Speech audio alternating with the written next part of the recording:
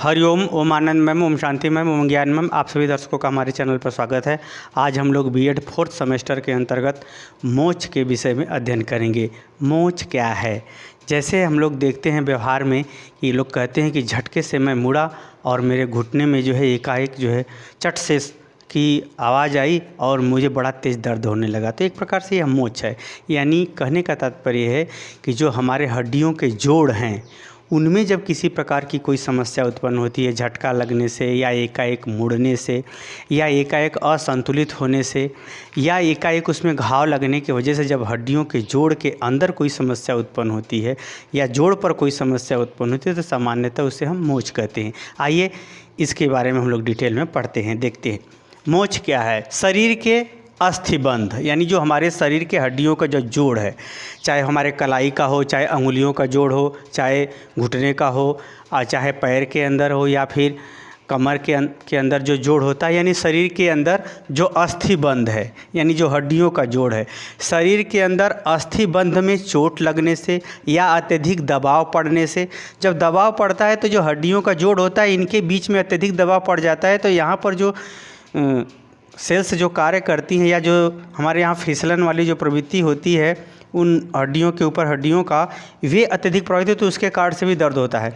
या अत्यधिक मुड़ जाने के कारण से, या कोई भारी वस्तु आपके ऊपर गिरी हो और एकाएक जो है वो झटका लगा हो जोड़ों पर, या आपका बैलेंस बिगड़ गया हो बोझा लेने के कारण से, या कहीं उतरते समय या अंधेरे में या सीढ़ी पर चढ़ते समय, तो ऐसी अवस्था में जो हड्डियों का जो पुट है, जो हड्डियों के अंदर जो एक हड्डी दूसरे के अंदर हड्डी एक होता है, थोड़ा उभरा होता है, दूसरा भाग थोड़ा दबा होता है, उन संधि पुटों में या फिर इन हड्डियों को जोड़ने वाले जो मांसपेशियां हैं, जो तंतु हैं, उनके अंदर किसी प्रकार की अगर समस्या उत्पन्न होती है या उसमें किसी प्रकार का जो है सूजन उत्पन्न हो जाता है एकाएक, तो उसे हम क्या कहते हैं? मोच कहते हैं।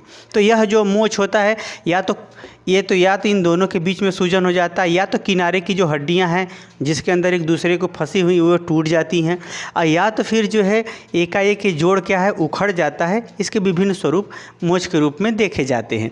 तो जब किसी व्यक्ति को जो मोच होता है, यानी हड्डियों के जब जोड़ में किसी प्रकार से तंतु क्षतिग्रस्त होता है या संधिपुट जो एक दूसरे से फंसे हुए हैं, एक दूसरे में के अंदर वो फिसलन करते हुए सरकते रहते हैं, क्रियाओं का संचालन, उसमें अगर किसी प्रकार का चोट होता है तो सामान्यतः हम उसे क्या कहते हैं? मोच कहते हैं।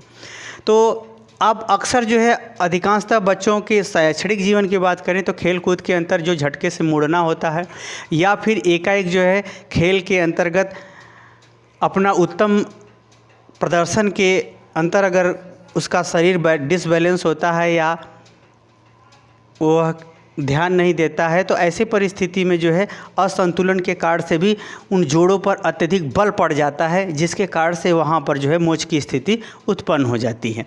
तो जब मोच उत्पन्न होता है तो उसके लक्षण क्या हैं उसको हम लोग देखते हैं। तो जब मोच होता है किसी संधि जोड़ पर तो उसमें होता क्या है कि उसका दर्द समय के साथ बढ़ता जाता है। जैसे ही उसको चोट लग जाती है, मोच पड़ जाता है पैर में या फिर अन्य संधि जोड़ों पर, तो उसका दर्द समय के साथ जैसे जैसे घाव ठंडा होता जाएगा वैसे वैसे उसका दर्द क्या है? बढ़ता जाएगा। दर्द वहाँ पे क्या होता है? बढ़ता जाता है। दूसरा, वह अंग या उस संधि का जोड़ से संबंधित अंग कार्य करना बंद कर देता है। तीसरा, अगर उसके स्थान को छुओ जहाँ पर मोच लगी है तो उसे दर्द बहुत तेज़ होता है। ज़रा सा भी उस पर दबाव रखो या उसे सहलाओ तो उस पर दर्द उसको ज़्यादा होता है। एक ये भी लक्षण है। अगला है स्थान पर मुलायम, अगर वहाँ पर सूजन बड़ी तेज़ी से होता है, उस स्थान को छुएंगे तो वो मुलायम सा उसको आपको लगेगा, हालांकि वो सूजन होता है, तो सूजन के कारण से मुलायम सा प्रतीत होता है। और पांचवा इसका लक्षण है कि उस जिस अस्थि संधि में यह समस्या मोच की उत्पन्न हुई है उसमें जो है सूजन अत्यधिक हो, यानी सूजन बहुत तेज हो जाता है, सूजन जल्दी हो जाता है उस स्थान पर। अगला क्या है? अस्थिरता में अत्यधिक दर्द, अगर आप थोड़ा सा भी उसे हिलाएंगे डुलाएंगे तो बहुत तेज़ दर्द होता है, उस व्यक्ति बर्दाश्त नहीं कर पाता, यानी उस पर दर्द बहुत तेज होता है। और उसमें बेचैनी सी हो जाती है, क्योंकि जैसे ही मोच होता है किसी संधि स्थल पे, तो उस मोच वाली स्थिति होने पर आदमी क्या होता है, थोड़ा सा अपने को जो है बेचैनी सा महसूस करता है, चाहे कोई भी मौसम रहे। ऐसा नहीं कि गर्मी जैसा मौसम रहेगा तभी अन्य मौसम में वो थोड़ा सा उसको बेचैनी सी होती है क्योंकि उसमें दर्द उसके बहुत तेज। अगला, जहाँ पर मोच हुआ है वहाँ थोड़ा गर्म सा लगता है, वहाँ थोड़ा गर्माहट सी रहती है उसके स्थान पर। ये सब रहे मोच के लक्षण जो हम पैर में, घुटने में, हाथ में, अंगुलियों के जोड़ में, कलाइयों के जोड़ में इत्यादि में जो है झटका लगने से या गिर जाने की वजह से या फिर एकाएक मुड़ जाने की वजह से या चोट लग जाने की वजह से या असंतुलित हो जाने की वजह से उत्पन्न होता है। तो इस कंडीशन में आप एक शिक्षक क्या ध्यान दे, प्राथमिक उपचार क्या कराए, इसको हमको पहले ध्यान में देना। प्राथमिक उपचार के अंतर्गत पहले उस व्यक्ति को आरामदायक स्थिति में रखना है, उस बालक को आरामदायक स्थिति में रखना है ताकि वह कम हिले डुले।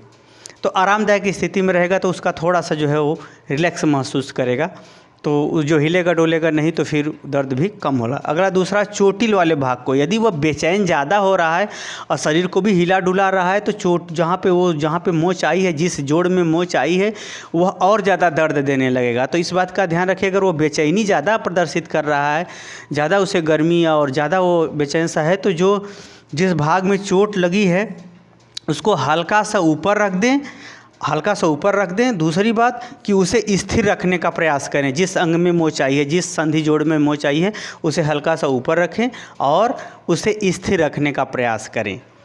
उसे क्या करें? स्थिर रखने का प्रयास करें। अगर स्थिर रखेंगे तो उसको क्या होगा, थोड़ा सा दर्द कम। अगला, यदि मोच में है, अगर उसमें ज़्यादा उसको दिक्कत होती है तो वहाँ पर हम किसी ठंडे पानी से या फिर बर्फ़ का कोई चीज़ हो तो उस पर जो है थोड़ा सा हम उसको बार बार स्पर्श कराएंगे तो थोड़ा सा उसको दर्द से आराम मिलेगा। ऐसी स्थिति में जो है उसको जो है आराम थोड़ा सा मिलेगा। अगर हम कुछ उसे ठंडा चीज़ उस पर स्पर्श कराएं या पानी से भे करके कपड़ा उस पर रख दें या फिर ठंडा बर्फ़ का कोई चीज़ हो तो उस पर अगर थोड़ा सा स्पर्श करें, थोड़ा सा उसको आराम मिलेगा।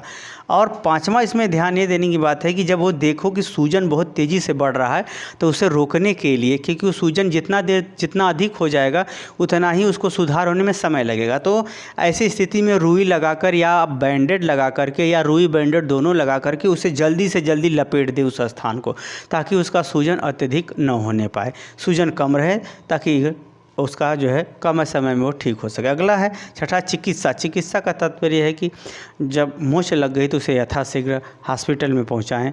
हॉस्पिटल में ले जाएंगे तो वह जल्दी से जल्दी जो है उसका उपचार होगा, जिससे वह अन्य मतलब अत्यधिक समय तक परेशानियों से बचेगा या कम समय में ही वह ठीक हो सकता है।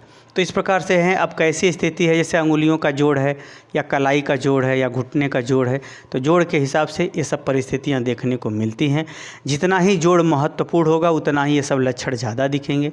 जितना थोड़ा जोड़ कम महत्वपूर्ण होगा, जैसे अंगुलियों में लग जाता है तो आप तो आदमी थोड़ा सा उसको सहन भी कर सकता है, लेकिन घुटने का या कमर का या फिर पैर का, पंजे का, इस आदि जोड़ों पे अगर कोई चोट लगती है तो वह स्थिति थोड़ा अस्वस्थ ज़्यादा बना देती है, ज़्यादा समय तक बना देती है।